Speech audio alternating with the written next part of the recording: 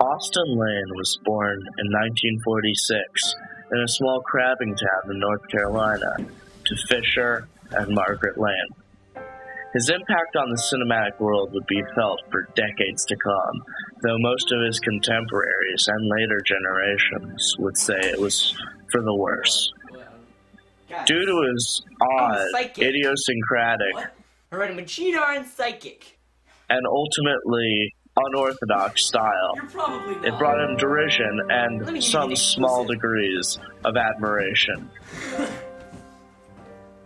Martin Gablowitz, who's currently serving a life sentence in Fresno State Prison for conducting a child sex trafficking ring, landed Austin in his first role in the hit 1950s sitcom Tweens, Teenage Twins, in which Austin played the second half in the Teenage Twins set of Robin and Reginald.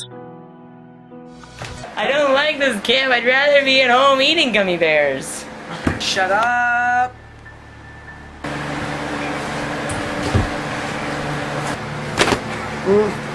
Dude, this bed is occupado! All this hatred is giving me a stuffy nose.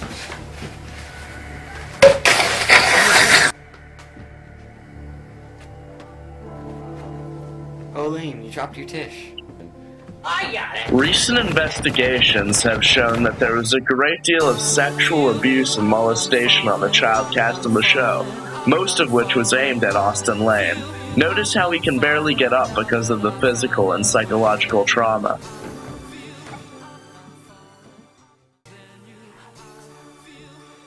We're identical twins! The show started the subgenre of sitcoms, camp twin stories, which would become much more popular in its reboot in the late 1980s.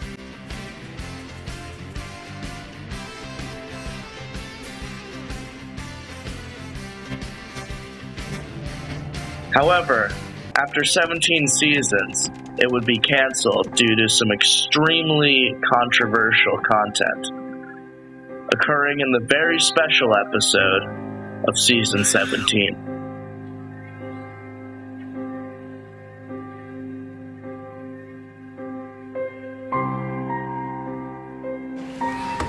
Why'd you take me here? You know, Robin, I've never had a brother before. And, I know. It's really nice that I meet someone at this camp who doesn't make me feel, like, really bad about myself. In fact, you make me feel good about myself because you look exactly like me. And we share genetics.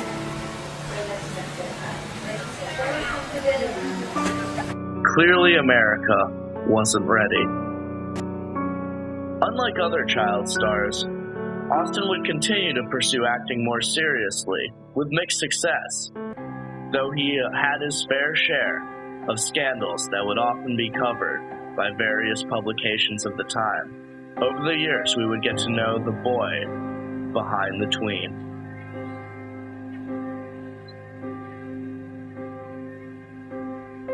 Austin's first adult role was in the racial dissertation film in 1969, People Hate Me, alongside actor Umlaka Sakababa. The movie was not very successful due to the themes it dared to portray during such a volatile time in history. He was forced to do extremely degrading acts in late-night commercials, roles that no one else would accept. Disgusting foods into something delicious. Tastes just like sandwich. Thanks, New Taste.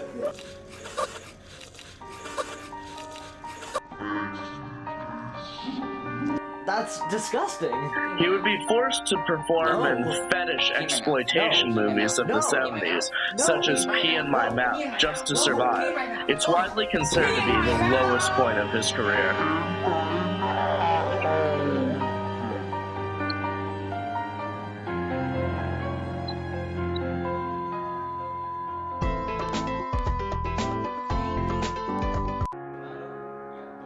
A brief sketch that he created and starred in on a public access comedy show gave him nationwide derision for insensitive stereotyping of Latin Americans, simply due to a mistranslation on the part of the English-Spanish translator.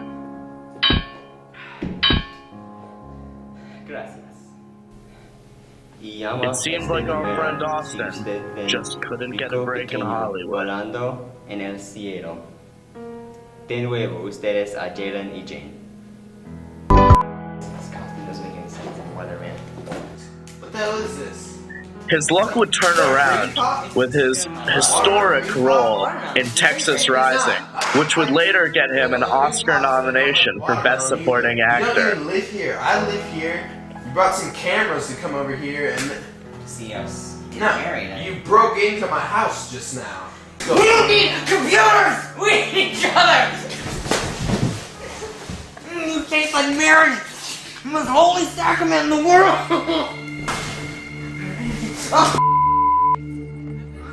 His newfound success garnered him lucrative modeling contracts, as well as other sources of income. This new wealth, popularity, and fame catapulted him to a level he never imagined. I'm psychic now! His next film, Touched by Angel, in 1974, would receive great critical praise, but ultimately would be a financial disaster. It also began the rumors of Austin Lane's sexuality.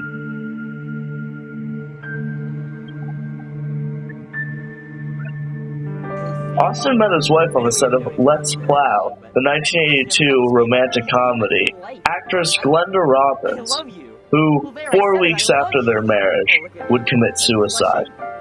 This affected Austin greatly as he blamed himself, due to her suicide note blaming him.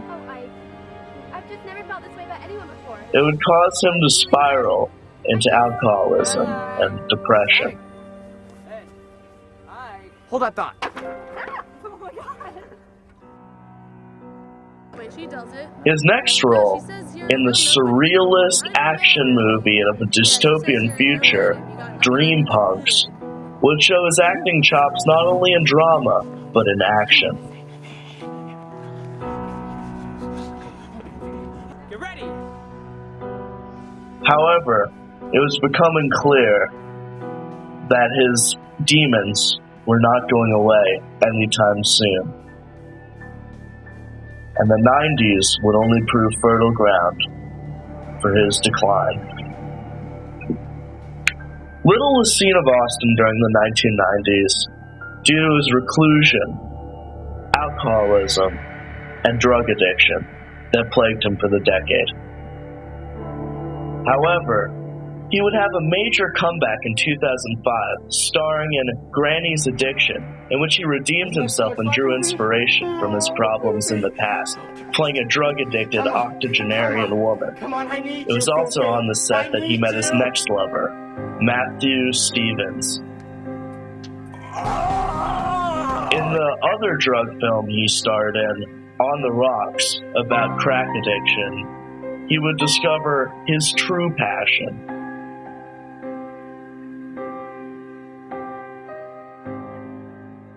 Erotica.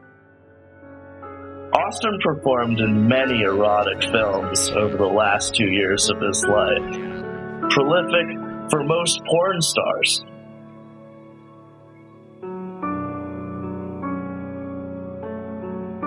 However, these would be some of the last works Austin would make.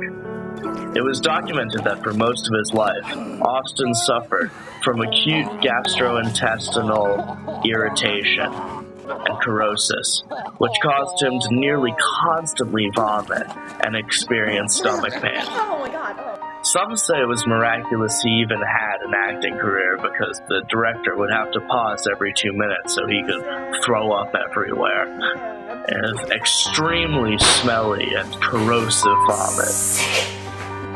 However, Austin never gave up, even though many urged him to, including his doctor, who claims he could have lived another 15 years if he hadn't pushed himself the way he did. But Austin lived the way he died. Memorably. changing cinema, for better or worse. Well, worse. But still, what a guy. Die in hell, you faggot.